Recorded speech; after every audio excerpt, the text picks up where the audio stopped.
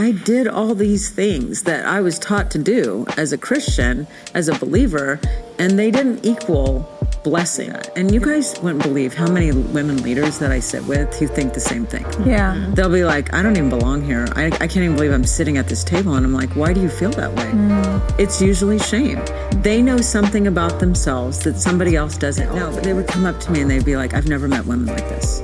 I've never met women who were not competitive and who would collaborate and who I could just hang out with and have fun and be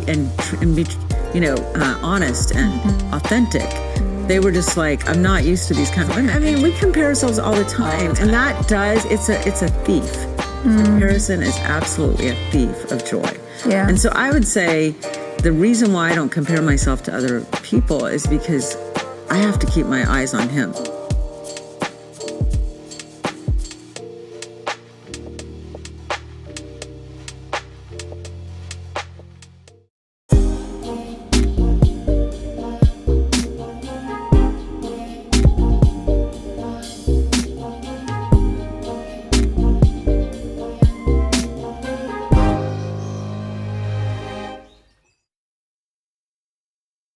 Hi everyone, welcome to In the Middle. I'm Jennifer. I'm Natasha. And I'm Tiffany. And today we have a special guest. We have the founder and CEO of Shine Like a Boss, Michelle Robinson-Halverson. Welcome.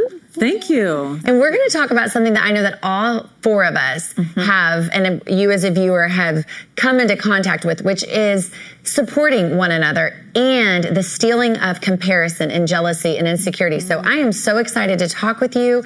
And let's just talk about Shine Like a Boss. Where did this idea come from? Well, first of all, when we think of boss, normally we think, you want to come in with arrogance and pride, and I'm a boss, And it actually is the opposite. It's building, others, sowing, serving. So it's an acronym. Yeah, because really what a boss means is to serve and love others, right? And to build up others and to give to others. But it came about because Shine was my magazine for a lot of years, and a lot of women. Tell people about that. Let's talk about that. My When magazine? did you start that? Yeah, that's so exciting. I love that. I started that out of my garage apartment, and the Lord had just put it on my heart to start a magazine. I had no money. I had no education in magazines. I'd been in radio, and just really, took a step of faith. I have wonderful faith genes from my parents. That's one of the treasures they've given all of us. Yeah. And so you can do anything. You can, if God is in it, and He's for it, He'll educate you, He'll equip you, and He'll propel you forward. So I started my magazine out of my garage apartment and started with, I was so excited, you guys. I thought it was huge. I had 120 subscribers, and I thought it was huge. Like, I'm national. You made it. Yeah, but it grew to 40,000 subscribers over 9 years. And what was the content in it? We were a lifestyle magazine, so we had travel, fashion, health, everything women love. But honestly, my main focus was transformation. So we had stories that were very compelling, that were about people overcoming. And I interviewed everybody from First Lady Laura Bush to Gloria Gaynor to CeCe Winans to, you name it, anybody out there, Rebecca St. James, so many amazing people over the years, over those 9 years. I just had the privilege and honor. Anne Graham-Lotz, Anne Graham-Lotz and Beth Moore were two of my very favorite interviews, and Laura. First Lady Laura Bush, because she was just cool. They told me I had they're like, your interview's 30 minutes, and she sat there with me for 2 hours. Wow. Yeah. And she's like, I'm like, well, obviously she calls the shot. Yes. But I came in and she was very transparent. She's like, we don't even want to be in this presidency. We just feel God's called us to it. And she's like, it's been really hard. I was her first interview that she did in the press. Yeah, she wouldn't do press. They did not like the press. So is that how you got into the passion for Shine Like a Boss? No, Shine Like a Boss, you're in seasons, right? I had the Mom Connection radio program when my babies were little, right? And then I went into the magazine as they started to get older. And God just kept opening those doors. And then went into television, had a television show for 2 years on INSP. And that was a magazine format, called Shine. And then really took a break because my kids were all teenagers and I just wanted to be there for them. I was a single mom. And then as I've been praying about what God had for me, what he kept saying, he really revealed to me this next season is all leadership driven. Everything's about leadership. And that really was because I took 2 groups of women. There was about 40 women in each group that I gathered together, connections and relationships I've had, to Washington, D.C. to meet with, at the time, Ivanka Trump and also with the vice president. We went twice. And those women, seeing them excited to connect and collaborate, and they would come up to me and they'd be like, "I've never met women like this. I've never met women who were not competitive and who would collaborate and who I could just hang out with and have fun and be honest and authentic." They were just like, "I'm not used to these kind of women." And to me, honestly, that's the only kind of women I hung out with. So I was like, "You don't know these kind of women? This is the only kind of women I have in my life." So seeing that, they started saying to me, "You need to do something. You need to do an event with all these women." So I did an event in DC. I had a big dinner and they all hung out. And I just love seeing that. Yeah. I love seeing women come together and talk about how they're going to connect, how they're going to do things, how they're going to help each other. And so that's how Shine Like a Boss got started. I had a church in California say, "Would you come out here and do a conference?" And I'm like, "Okay, I'm gonna do a Shine Like a Boss conference." And the Lord just gave me the acronym. I didn't come up with it. I mean, every title I've ever had for a book, I'm on my 15th book now, and every single title I've ever had, God has given me. I never had to think about the title or what the content was going to be. In fact, when I was doing my magazine, Harvest House and Thomas Nelson and some of the other publishers kept coming to me, asking me for a book for like 4 years. Wow. And they would all take me to dinner. And I was like, well, this is just nice just to go to dinner. Because I was like, I'm not writing a book. I would get books as a magazine publisher. I'd get probably 40 to 50 books a week. Yeah. And I was like, a lot of them just said, they were really regurgitating what was already said, or there just wasn't a lot put into them. And I'm like, I'm not putting a book out just to put a book out. If I put a book out, it's going to be because God has a message on my heart. And then one day the Lord just said, "God Crazy. That's your next season." And so I did God Crazy conferences, and God Crazy was one of my first books. It was called God Crazy, The Wonderful, Joyful Adventure of Surrender. And surrender was something I learned because, you think you're a Christian, but until God teaches you full surrender, that's through suffering, right? I was about to say, what does that look like? Talk about suffering. Yeah. Suffering. It really comes as a result of suffering. And that suffering, whatever comes out of you when you're in suffering, you really realize who you are. And really, when I looked at that, it was hard for me to look at because I saw things in my heart I didn't like. And God had to really show me those things. And there was healing that I needed that I didn't even know I needed healing. You think, oh, I'm a Christian now, I'm fine. No, you're not. Not always. Sometimes you need that healing. And with all the things I'd been through as a young person, a lot of those insecurities and lack of value, I didn't even want to live at that point when God taught me about surrender. I had gone through a divorce and I had 4 children, all young. Was living in my office, sleeping in an office chair. All my babies were sleeping on a futon. And I'm going, what is this? How did I get here when I'm a Christian? I could understand it in the world when I was like living the wrong life. Right. But I had, you have this checklist, right? As Christian women, we're like, okay, I'm going to make sure I was leading worship. I was making sure my kids were home. I did all the things on the list. And it wasn't adding up. I'm like, how am I in this place of suffering? Like utter suffering. And you know who it was that taught me something different about that? It was Anne Graham, lots. Wow. Because I said to her, Anne, I don't understand how I could be here when, and it still makes me want to cry just thinking about that season of my life, how I could be here when I did all these things that I was taught to do as a Christian, as a believer, and they didn't equal blessing. Because that's what, a lot of times, that's a false theology, right? You do all these things and I'll be blessed. My life is going to be perfect. That is not true. So how did you reason that? What do you tell the woman watching right now who's in that spot? The husband just left or their finances are low.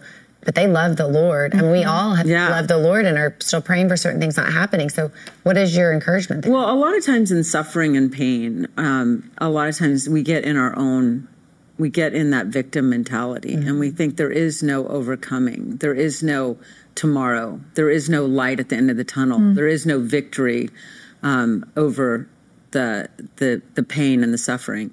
And it's the cross, right? Because surrender is really the cross. Jesus surrendered his entire life in the cross. And so he came out the other side. And what God taught me is it's the resurrection. Yeah. It's, I'm going to resurrect you. So what I would say is you're going to get resurrected. Hang on. Don't give up. My son wrote me a note one time put it on my computer. He was only 10 years old. It said, never, never, ever give up, Mom. And I'll never forget those words, because at that moment I needed to hear that. So if you need to hear that today, that's what I'd say to you. Never, never, ever give up, because your miracle could literally be right around the corner. Right. You're in that dark, you know how that darkness Yes. comes in? It just invades you. It's like that evil, that lurking, which is what the enemy did to Jesus, right? Yeah. He came right up to him and he was like lurking. He was like, oh, really, Son of God? Is that who you are? And that's what he does. He questions our identity. He questions our value. He questions our purpose. And you start going, what do I have to live for? Yeah. And that's why you see so many people, they fall into that. My son, it was amazing. They were really young, and they had a young boy who committed suicide in their school. And I said to Erin, I said, honey, I mean, when he went on the football field, he was shining. Yeah. I thought this kid was the happiest kid ever. He was so happy. And he goes, Mom, he didn't know how to battle the devil. And I'll never forget that my son, it made me know that my kids, because I taught them that there's an enemy. And there is an enemy. And sometimes we forget that. Yeah. Okay. So when you were talking about your seasons of suffering and how you were in such a dark place, now that you're in a sweet season, which you shared a little bit with us before the show, do you feel like the season of suffering you were in equipped you to be able to walk in this season and even enjoy it? And if so, what ways? Yeah, absolutely. That's a great question, Tiffany. So really, what I've learned out of all the suffering, and more than anything, was the sweetness of surrender, and also the sweetness of just being grateful. I'm so grateful for just even the smallest things, because when you go through that suffering, it just makes you a grateful person. And as far as leader, I think more on a spiritual level, I think that's where I'm at today. But also on a, just as far as where I'm at today in business and leadership, absolutely, because now the trials that, and I'm sure you guys are like this too. You look back at things that bothered you when you were 20 and you're like, why was I even upset over that? That's ridiculous. I mean, now today I can handle the bigger circumstances, and you realize that no matter what, that God's with you in the journey, and you'll be able to handle anything. Is it hard? Yes. Yeah. One of the things my husband said to me when we got married is, I can do hard things. And honestly, I'm like, sign up, let's go. I mean, when somebody says that to you, because I can do hard things, and not everybody can do hard things, but why can we do hard things? Right. Because we've gone through suffering. So that's a great question. So with your value, because with all the things you've been through as especially a child, that would just devalue you completely and over and over. And so what are practical ways that a woman watching that just can't seem to get out of, whether it's getting out of bed or faking it at work because you're a mom and a wife and you got to put that smile on, what are ways internally that you practically got through that with the Lord? That's really a great question. And you know what? I think back over my journey and some of the things that God has awakened me to, because what he does is he takes you on a journey, and it's a lifelong journey of saying, you need to work on this, and you need to look at this, and this is something that's still in you, and you're still hurting, and you need to be aware of it. What's funny is when I went through counseling for the abortion, the first thing they said to me was, what was your relationship like with your dad? And it's interesting because I thought, what does that have to do with this? But it has everything to do with your value. And I really do think that earthly relationship is very important. So that's one thing. I also think that it's a lifelong journey to discover your value. And for me, going through all the things that I went through as a young person, it really took the suffering, those moments of just struggle and trial to show me you're still struggling with your value and who you are. And the main thing with that was shame. Because shame was like, I said, in one of my books, I talked about it being a cloak, like a blanket that was wrapped around me so tight that it was a part of my identity, the shame. So I would ask, the shame and that blanket of shame was keeping me from my destiny and purpose to really walk in the leadership that God's called me to. Because you know why? I was like, always, that's for somebody else. They should do that. And you guys wouldn't believe how many women leaders that I sit with who think the same thing. Yeah. They'll be like, I don't even belong here. I can't even believe I'm sitting at this table. And I'm like, why do you feel that way? It's usually shame. They know something about themselves that somebody else doesn't know. But here's the cool thing about God. He knows everything about you. God knows everything about you. And he knew that he was going to call you to the leadership he's called you to before you were even born. He knew the mistakes you were going to make. He knew the failures you were going to have. He knew the abuse you were going to go through. And he says, I'm still calling you. I still want, I want you to come and follow me, and I will lead you to that purpose.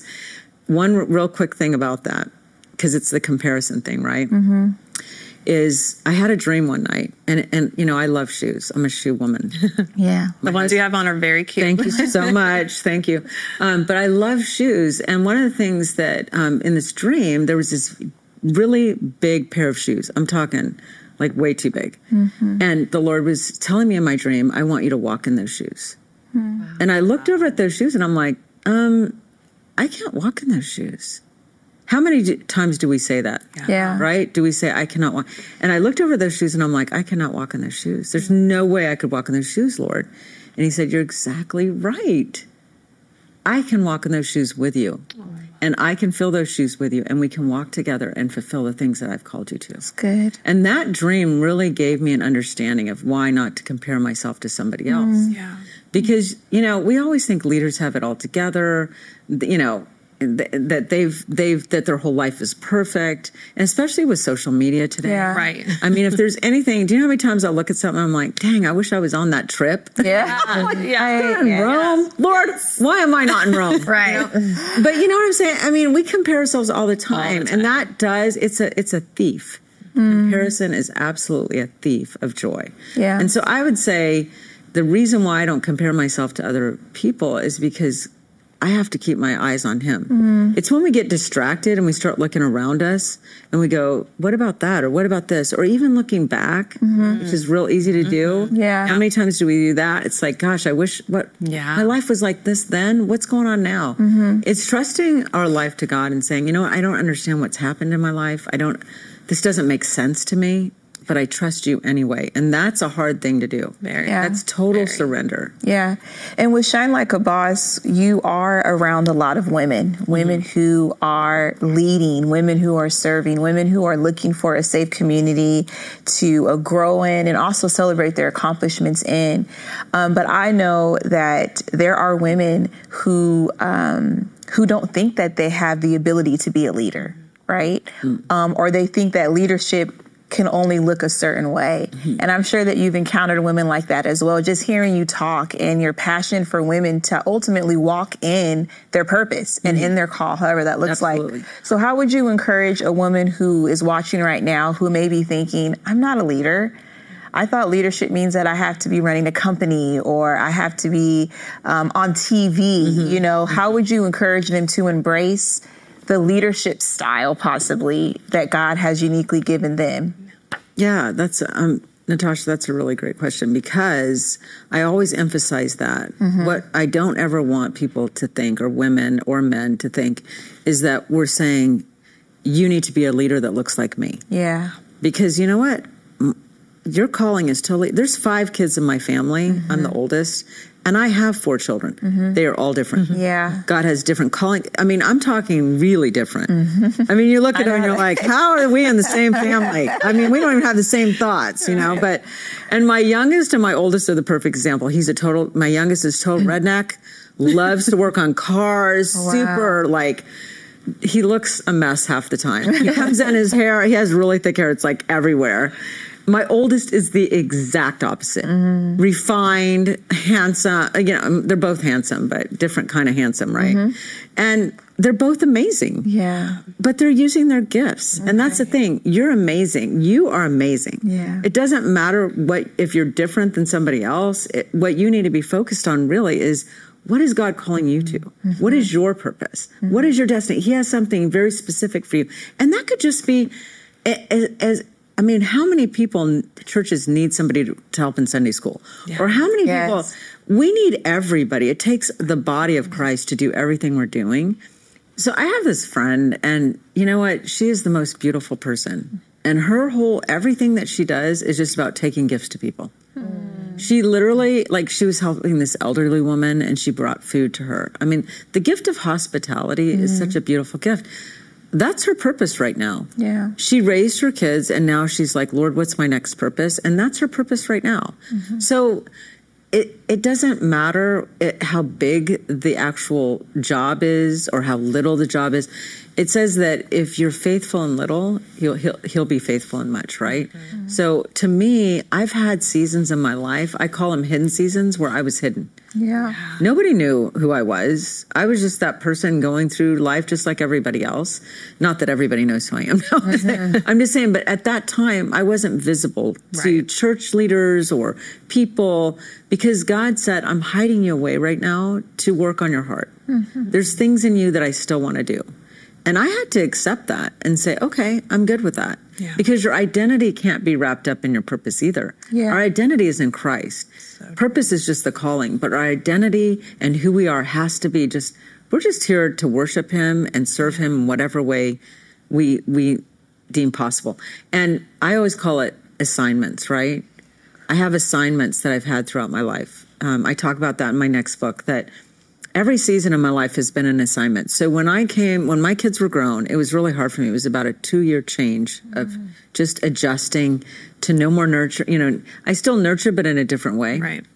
And the Lord said, here's your next assignment. And that's the thing, is I'm always like, Lord, what's my next assignment? Transition is hard. Very. Transition is so hard when you don't know. Yeah. And you have to just wait. But wait on the Lord. So you may have to wait a little, but God will show you. And you don't have to, I always say this too, this is very important. You don't have to push to get into your purpose or fulfillment or calling. You don't push your way into it. You allow God to pull you into it. Yeah. If you push your way into something, it's going to be striving. It's exhausting. Yeah. You'll know right away you're like Jonah on the wrong boat. Yeah. I'm serious. They're ready to throw you out. You're just full of so much truth, and I could sit here and I know. all day long. So what would you say to the woman who maybe has been burned or hurt by another woman, working in an environment with, other women who are trying to lead and just be amongst people that are highly qualified? We're human, and so feelings can get hurt. People can overstep, maybe intentionally or unintentionally. What do you say to someone who has put themselves out there and maybe they've been hurt and they're afraid to get back out and try again? Do you have any words of wisdom for them? I do.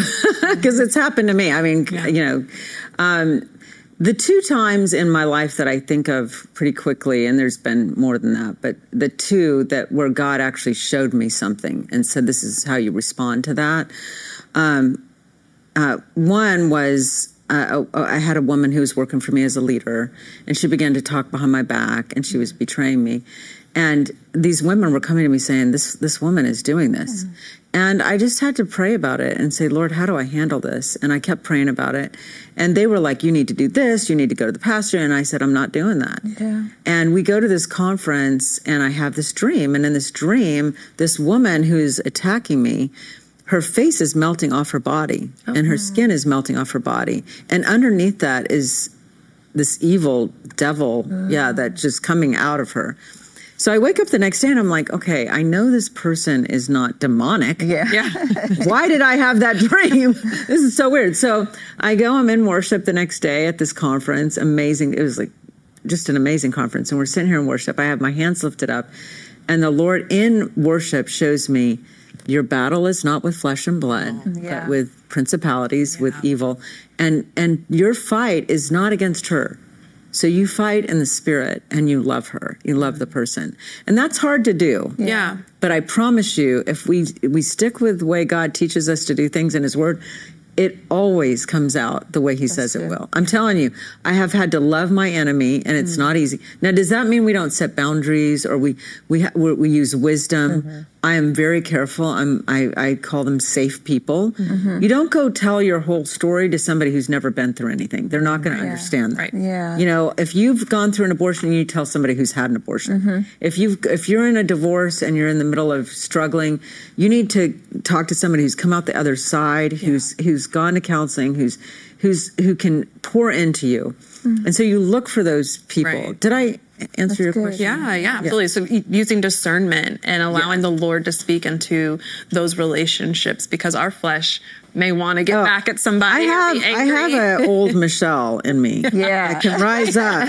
I'm talking quickly. Yeah. My husband's seen it a couple times. Yeah. I We will probably admit. all can relate to that. But Well, I so can get wise. feisty, but you know, love is truly the answer. It really is. His principles are the fruits of the Spirit. Yeah. Love, you know, is the most important thing. Yeah. Without love, we're nothing. Yeah. You can do all these things. I could go preach to all these people. I could be, even performing miracles, whatever.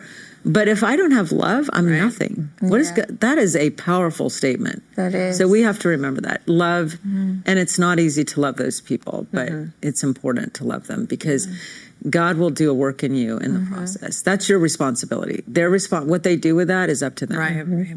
And I look at, even just hearing that story, it makes me think of the kindness of God, right? Because there's different ways in which he will speak to us, right? So in your situation, he gave you a dream, but in other situations, it may be a mentor that comes in and helps you to see the situation from a different light. But however it manifests in our life, God, he continues to be faithful. And I think that when he does show up and he reveals himself to us and gives us those words of wisdom, it's our responsibility to be obedient and lean into it so that we can experience the fruit of his promise in that situation. So I love that story because how many times have we had warnings, but we don't take heed to it, right? So, yeah. Can I share one more story? Sure. It's about another woman who really, this is a business situation, right? So I'm in business and this woman calls me up and she's threatening me saying, you know who I work for? You better give me this. You better give me that. And what she was wanting was not something that I was supposed to give. She just wanted me to go over and beyond. And I get this message on my voicemail from her. And I was livid. Yeah. And the flesh can rise up fast. And that's one of the things God has taught me is to walk in the spirit, not the flesh, right? And that's a whole nother show. But so I rose up in the flesh and I wanted to call her back and say a few words and get, right back in her face because she was right in my face. So through the voicemail. So I go to my kids' school to pick them up and they're like, oh, we had such a wonderful day today with the kids. We learned about loving our enemies. I'm like, what are you trying to tell me something? Yeah. Out of the mouth of babes. Yeah, it was so crazy. So I'm driving home and I'm like, how do I love her, Lord? I am so angry right now. I am like literally livid. And the Lord says to me, worship. Worship is so powerful. Yeah. And so I went home, I turned on the worship music, I start worshiping, and literally this love just came into my heart. And so it changed my attitude, it changed my perspective, it changed the anger that was inside me. So after I was done worshiping, I call her up and I'm like, absolutely, we will take care of that. We will get that to you. Wow. And we will handle all of that. And just was very sweet. I left her a voicemail. She didn't answer the phone. So a few months go by and I'm at the biggest conference for my industry that there is. Well, I find out she is over all the press. Yeah. The whole entire. Yeah. So I walk in and she looks at me and she's like, hello, Michelle. I want you to meet my whole family. Literally. Yeah. She comes up and we were friends from that day on. Come to find out, and this is why you have to give people grace.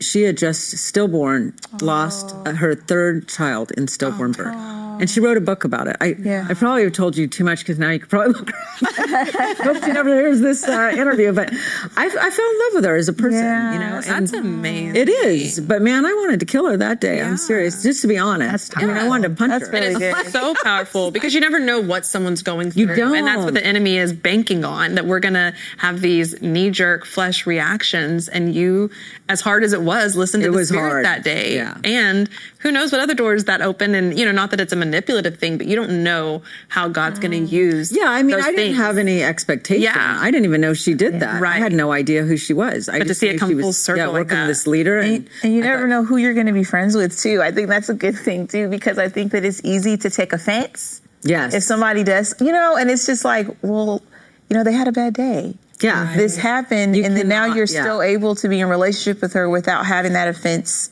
be in your heart, right? So I think that's even just wisdom for us as women to not just assume and judge off the get-go Which from is what we somebody's do, action. right? Yes, I've done that. All the time. Yep. So quickly. So as we wrap up, people are going to want to connect with you. They're going to want to talk with you. They're going to have questions for you.